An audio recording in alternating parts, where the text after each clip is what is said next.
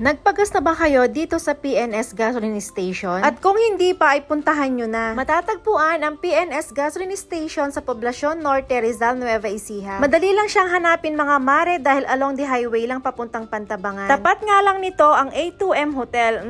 Yung mga suki dyan. Charis. Kalidad ang kanilang gasolina mga mare dahil galing pa nga ito sa Unioil. Ang magandang balita nga ng PNS Gasoline Station mga mare ay magkakaroon sila ng raffle draw. Simula ngayong October hanggang December 22.